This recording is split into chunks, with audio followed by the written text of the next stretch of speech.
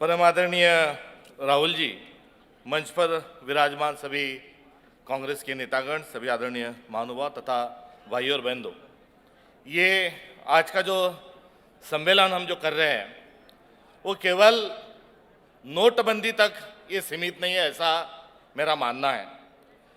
ये अब की बार लंबी कतार वाली भी बात नहीं है, ये उससे भी ज़्यादा गहरी बात है। उस गहरी बात को हम सब लोगों को कांग्रेसी होने के नाते समझने की, जानने की बहुत ज़्यादा ज़रूरत है। नीति नियोजन ये गलत हो सकता है कि उनके पास सही नियोजन नहीं था, सही रोड मैप उनके पास नहीं था, उनकी नीतियों में भी कुछ खामियां रह सकती है, मगर ये नीति और नियोजन से भी गहरी बात है कि इनकी नीयत जो है वो नीयत साफ नहीं है।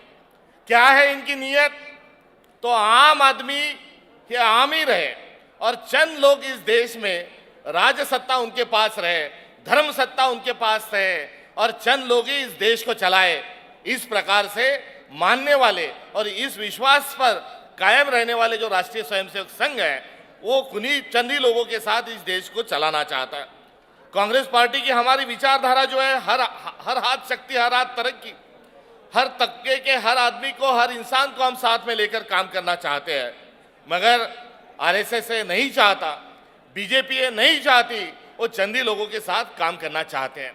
ये नोटबंदी का जो असर हुआ ये किसान पर हुआ, मजदूर पर हुआ, और किसान की मजदूर इस देश में जब कमजोर होता है तब आम आदमी की जो शक्ति है वो रीढ़ की हड्डी टूट जाती है।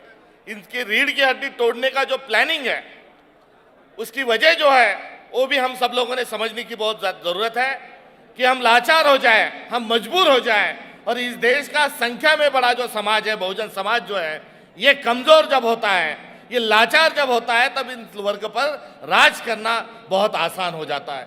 इसलिए जानबूझकर समझबूझकर की गई साजिश है और इस साजिश का जो मतलब है और इस साजिश की जो वजह है, इस देश के बहुजन समाज को, इस देश के आम आदमी को लाचार बनाना, कमजोर बनाना, और लाचार और कमजोर हम जब उसको बनाएंगे तब उस पर धर्म की आफू की गोली को खिलाकर, धर्म के नाम पर उसको खिलाना, उसको नचाना बहुत आसान है।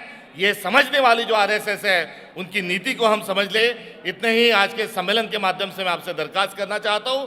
किसान बहुत परेशान है, फसल को दाम नहीं है और जो भी दाम है वो दाम का जो पैसा है उसके जेब में नहीं आ रहा है। जब व्यापारी जब माल लेने के लिए आता है, खरीदार जब आता है तो वो चेक के माध्यम से उसकी फसल खरीदने की बात करता है। किसान चेक लेकर बैंक में खड़ा रहता है तो उसको कैश नहीं मिलती, तो दाम नहीं है और जो दाम है उसके पैसे नहीं है, तो हो गया भैया कैशलेस व्यवहार, पैसे बिना पैसे के सौदे चल रहे हैं और किसान जो है उसके आम फर्ज भी वो अदा कर नहीं पा रहा है। उसकी लड़की की शादी है वो उसे कर नहीं पा रहा है, उसकी गृहस्थी को चलाने का उसका जो फर्ज है उसको भी वो कर नहीं पा रहा है, जो फसल की जो किस्त है, जो कर्जे की जो किस्त है उसको भर नहीं पा रहा है। और इतना बेहाल जो किसान हुआ है, उस किसान की परेशानी को हम लोग, उसके जज्बात को यहाँ पर समझते हुए आने वाले समय में उसके साथ खड़े रहने का मैं यहाँ पर वादा लीडरशिप को करना चाहता हूँ। और ज़्यादा आपका समय ना लेते हुए, ये किसकी आह जो दिल से निकलती है तो ज़रूर लगती है, मगर ये आहार कोई राजनीतिक तरीके से नहीं, तो इस सरकार का सत्यानाश हो जाए, ये यहाँ पर मैं कुदरत से विनती करता हूँ। लाल बहादुर शास्त्री जी को हमने अभिवादन किया। लाल बहादुर शास्त्री जी का नारा था जय जवान जय किसान।